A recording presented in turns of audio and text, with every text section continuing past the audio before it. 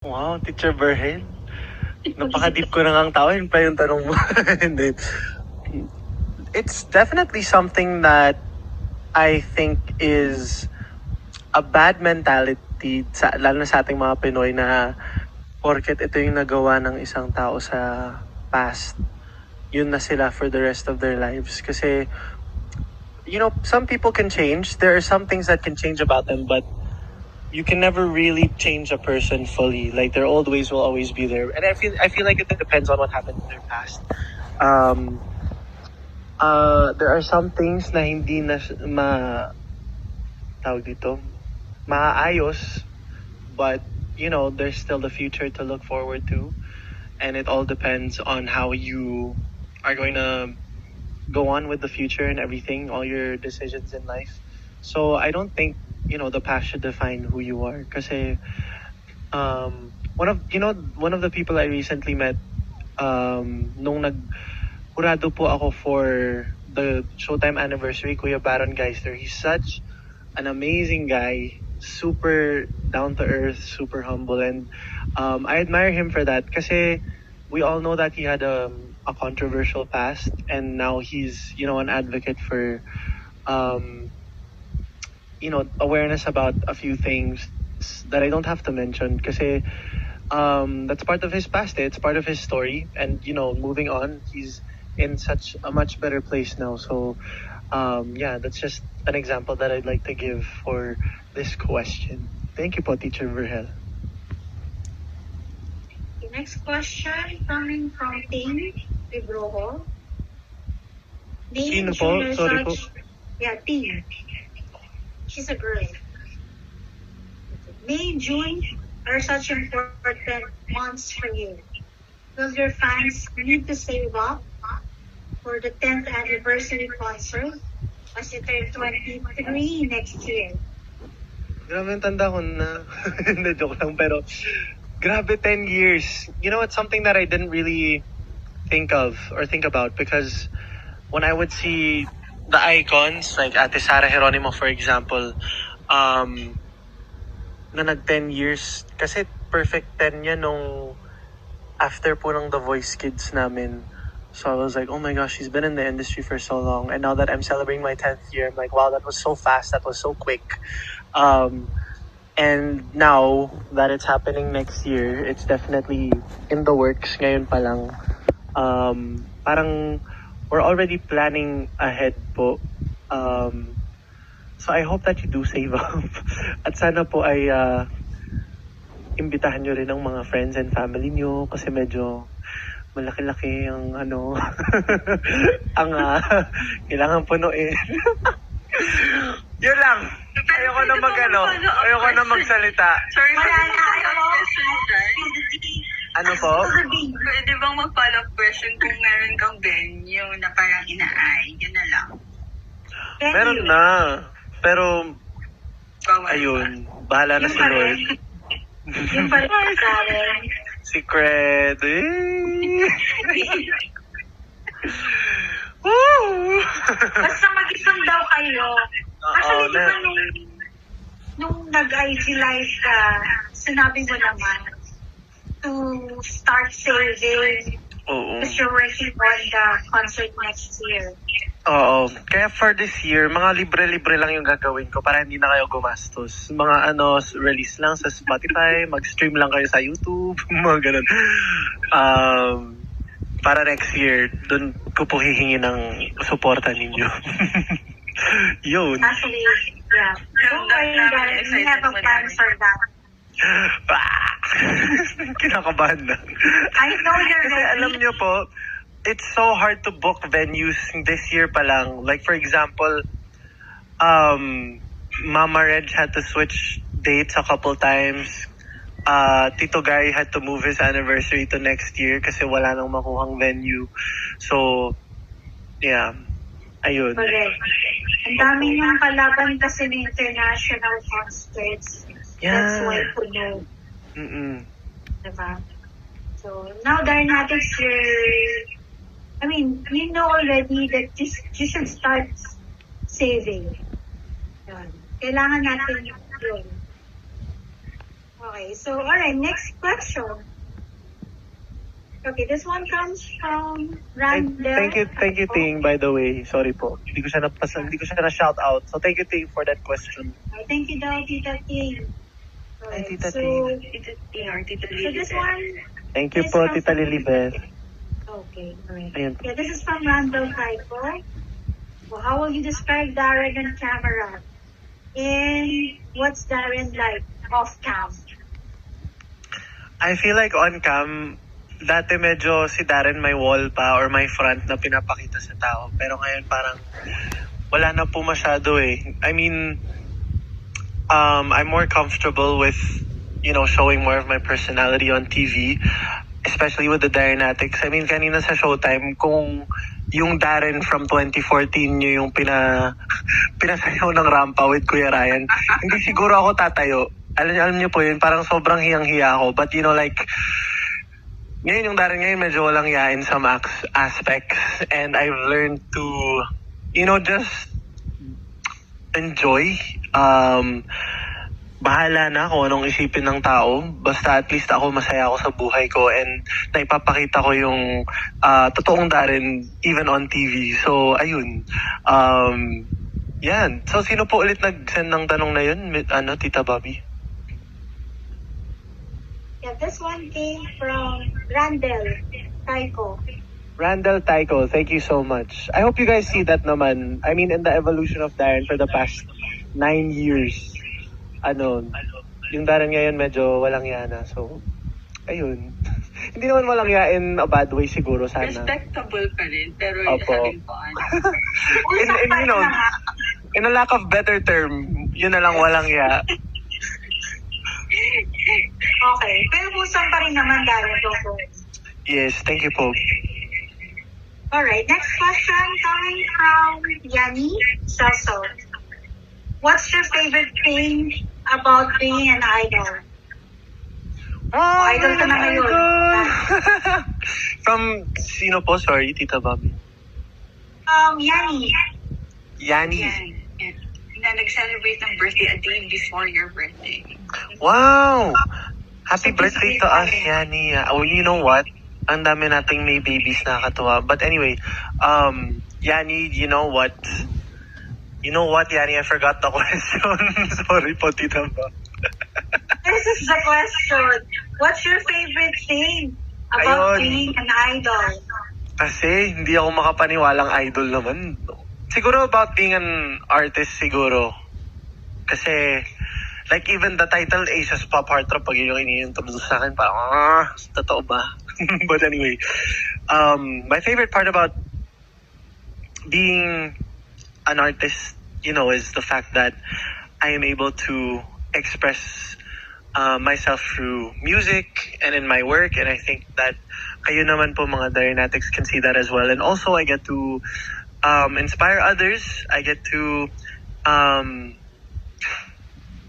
of share a bit of joy and positivity to them, to those who aren't always having a good day. So, ayun po. Tsaka, this is something that not everyone is fortunate to have, this kind of support from the Darrenatics po. So, that's one of my favorite parts, is that I get to do what I love, which is performing and also other things in terms of music and also acting and stuff like that. But I also get to meet new people, have events like this na parang tayo lang, mga magkakapamilya, friends and family. So, yeah, a few things that I appreciate in my life for being an artist. Yun po. Okay, so wait, let me check first. Next question. Thank you for that one, Darren. Actually, when we're talking about dun sa idol pick, some of the Koreans or even the Filipino fans ng mga Koreans are saying, hindi ka naman daw idol. So, parang, bakit ka daw kasali doon? So, Bakit ako nandun sa nominees? Joke time sila eh. Hindi, pero yung favorite ko po dun sa Idol Pick, yung translation ng pangalan namin ni Maymay. O, diba? So yun, ako ay isang great fried. O fried? Great fried. Great Darren fried. fried. Darren Pero- fried. Yeah, Darren fried. But what's funnier, pag Tagalog ang ginamit mong version, saan takot si Darren? That's the translation. Kasi Espanto is fright eh. So in Yeah, Spanish. correct. So, it's so cool kasi in Canada, like, there's a Mexican brand. Nung Halloween, nakita ko Espanto dun sa label ng candy. And I was like, oh. And then that's what I found out that Espanto means fright. So, ayun. So, ako ay ang Darren Fright at si Maymay ay ang The Entrance. Dahil sa entrata. O, diba? Ang nakakatuwa. Okay, so this is the next question coming from Marina Ocampo. Kung may lugar or event na napuntahan mo na, gusto mong balikan, ano yun at saan? Thank you for that question, Marina Ocampo. If I were to go back to a place, it would be... Wow. Ang dami kong iniisip na lugar. Huh. I guess one of my... Oh my gosh! Japan at the top of my head. Because it's a place that I didn't expect I would like or enjoy. Because, I don't know, when I go around Asia po, I've only been to, syempre, the Philippines, Malaysia, Singapore. I haven't even been to Korea or Japan. So I was like, you know what, Linnell? Do you want to go to Japan for your birthday? So we went there. And I was like, you know what? 3 days is sulit na. Tapos, hindi pala. Yung parang 3 days kulang na kulang pa po sa Tokyo. So, I hope to go back to Japan and experience more of it. Kasi syempre, iba rin yung experiences mo when you're with your family. Iba yung experiences mo when you're with your friends. And iba yung experience when you're just traveling alone. So, it was definitely a liberating experience because parang my mom at sometimes she would let me go out alone or parang alam niyang safe sa Japan eh. So if it's just nearby, kunwari pupunta sa mini stop or 7-Eleven ng madaling araw, okay lang sa kanya kasi alam niya namang safe naman and you know it's nothing she should worry about. Kahit yung mga lakad namin ni Cassie na kaming dalawa lang, si Tita Mina and my mom are okay with that kasi it's Japan naman. So, yeah, definitely would wanna go there again. Tapos syempre, yung mga more wholesome memories, kasama ko yung kapatid ko tsaka si mami, tsaka yung kapatid ni mom. Sayang si dad, hindi po siya nakahabol kasi it would eat up like 2 days of traveling pa lang to get there for him. So, hopefully next time, if I could go back to Japan, andun na rin si daddy para kompleto kaming 4. Yun. Okay, so it's Japan. Okay. So hopefully, Darren, you can also visit South Korea. Sana po one day. Yeah. Okay, so next question from Chloe Kotaran. Are there any new songs, albums, or merchandise that you're planning on releasing soon? From who po to? Sorry. From Chloe Kotaran. Chloe Kotaran, maraming salamat sa tanong mo. And also, si Carmela Joy, hindi daw siya na-shoutout kanina sa tanong niya. Thank you for your question, Carmela Joy. But anyway, going back. This year, there's not really much merchandise or anything that you guys have to purchase. It's more of music because I plan on releasing more singles now that I have the right ano daw kasi yun nga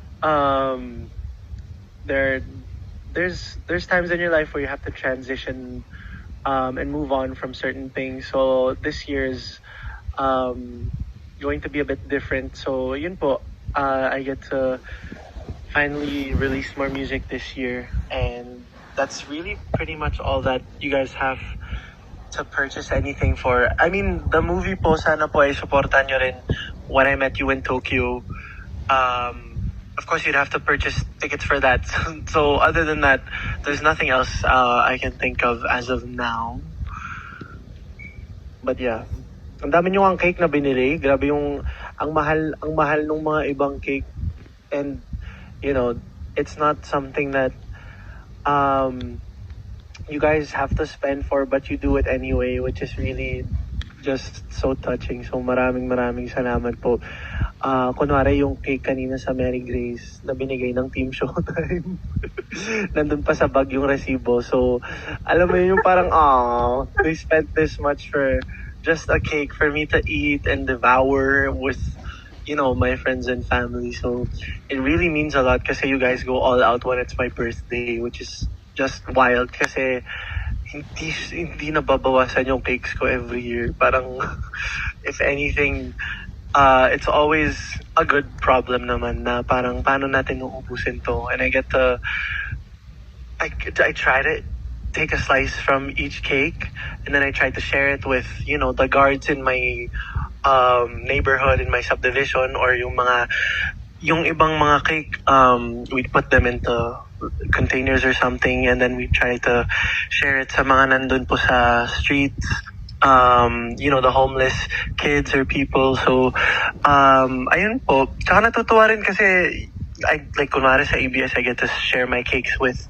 the staff of ASAP and Showtime. So, ayun po. Marami kayong napapasaya, hindi lang po ako. Kasi, marami pong nakaka-appreciate ng cakes ninyo na pinapadala. Pati sa Magandang Buhay pala, si Mama Reg talaga, sabi niya, Darren, uubusin mo ba yung cake mo? Tapos gusto niya isa sa mga cakes na nandun. So I was like, you can ano po, take it home. Kasi parang we all had a slice naman na and she was just so happy with the way the cake looked. So I was like, go Mama Reg, go for it. So ayun. Anyway, si Mama Reg naman yun. Kung ano mang cake na pili niya doon, okay lang yun. Yes.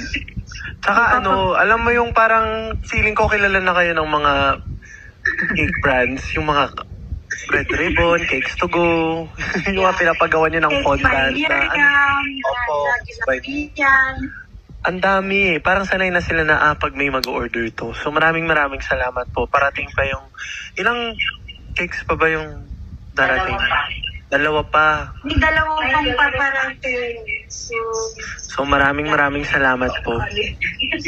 At bukod po dun, magpapa-block screening daw sila.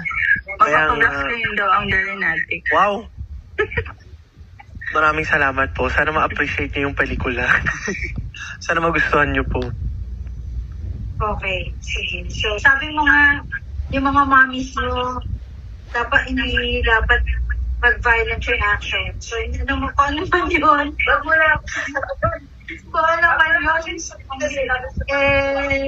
open-minded naman yung mga mommies mo. What if bed scene? Joke lang. Bed scene? Joke lang. Salamat sa pagbanggit. Dami namang nag-react. Kala niyo naman. Okay lang daw. Naririnig mo? Kasi nasagot si Darren. Narinig mo? Alin po? Yung tanong daw na yung mami sa hindi yung pa daw sinasagot. Ano yun, Mami Sen? Oo nga, tanong yun. Tanong mami sa 1 to 10, gano'ng kasaya ngayon? Masaya naman. Siyempre parang... Bakit ganyan ang mukha? Anong masama sa mukha ko, Mami Sen? Parang hindi ko alam. Hindi masaya. Heidi. Ay, okay. Ang ganda nun. Nahulog na nga. Okay lang, Darren. Isingit ko lang. Si Clarice Ann daw, hindi na shoutout kanina. Ayan. Si Clarice Ay. Ann. Clarice Ann. Yes. Shoutout to you. Yan. Okay. Mami Sen, mali sa mukha ko? Na tuloy yun? Na-confused. Kaya pero yung mukha mo malungkot. Ay, nagdeposisyon siya. Shy lang. Ito yung saya. Binabasa kasi mukha mo. Thank you. Thank you po. Okay, so next question. This is coming from Jasmine. Mariano? Joke lang. Well, What- Jasmine. Yeah, was there ever a time that you wanted to quit? Belle, Jasmine, bakit ganyan yung mga tanong mo? Judel. Ay, Judel. Judel, Jasmine, tama po ba? Yes, Judel. Judel, Jasmine.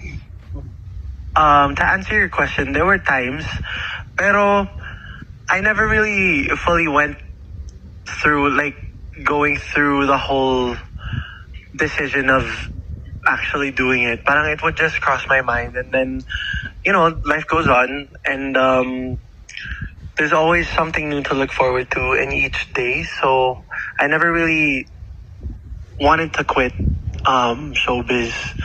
It was just, you know, some factors around me that parang would lead up to that. So, ayun.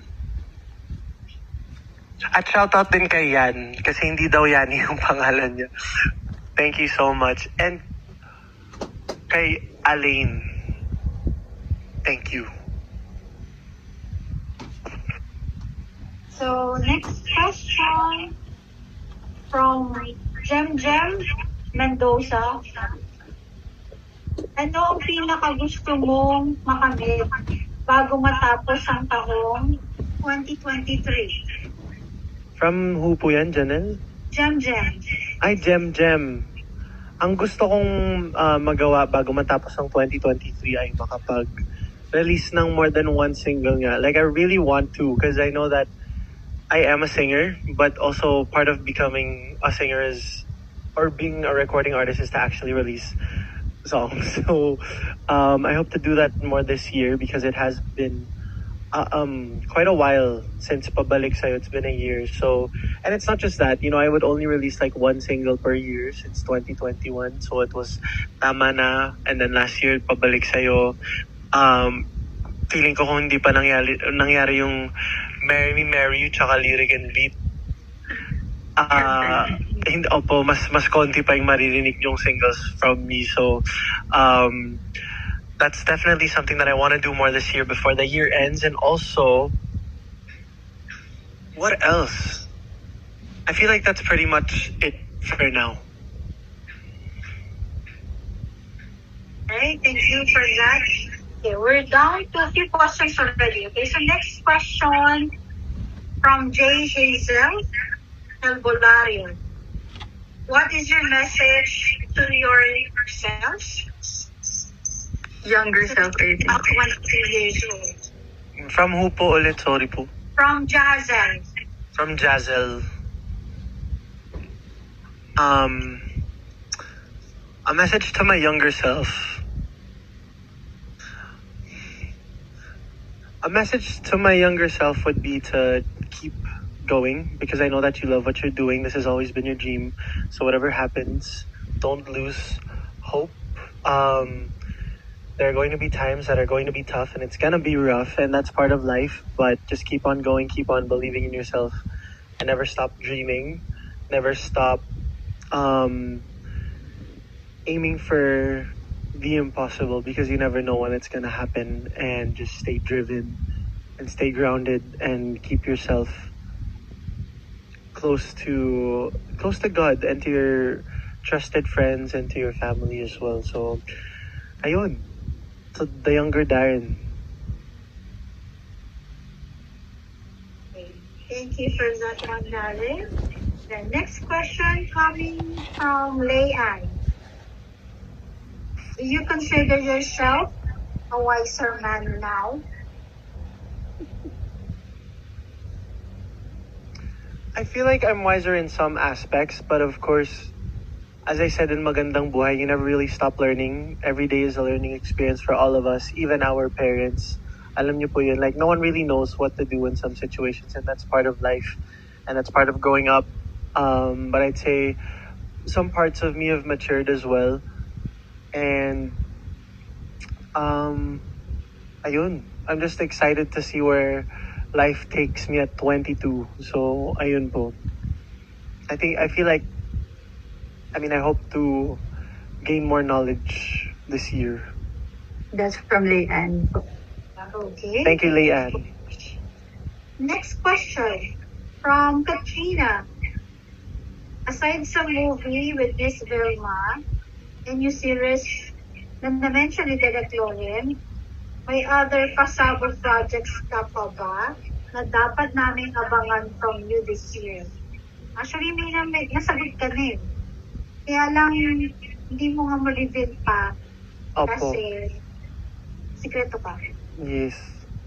At least sasabi na Direct Loren na series po yun. So, abangan nyo na lang. Sino po ulit nagtanong? Si Katrina. Katrina. Katrina Eager. Maraming salamat, Katrina Eager. Okay, so abangan na lang natin. Medyo secret pa. So, pero sabi mo, Darren, it's gonna be shown first quarter next year. Tama ba? Hopefully po. Oh, okay. Alright. Okay, next question coming from Ray Depano. So this is the last question. Since you are now a mentor and Jurado, if ever ikaw ang mentor namin, ano ay tuturo mo sa amin bilang fans mo? From Ray. Ray Coming from Depano. Ray, siguro tuturuan ko kayo mentoring. I don't know. I feel like I need to mentor some groups on how to sleep because I don't think some of you know how to do that. I don't think may ilan po sa inyong hindi marunong matulog. I-mentor ko kayo dun dahil napakagaling ko pong matulog talaga. But other than that, of course, I want to mentor the Darrenatics also. And I feel like I don't need to as much anymore on how to reply to negative comments because it's 2023 and 9 years na tayong magkakasama. So, yeah, I feel like that's one of the things I can mentor you guys on. But I'm just so proud of you guys kasi nag-mature na din kayo. What else? And I want to mentor you guys on how to... What else? I feel like that's all. I don't really need to mentor you guys on anything else. Yeah. Parang okay na ako sa inyo. Next day.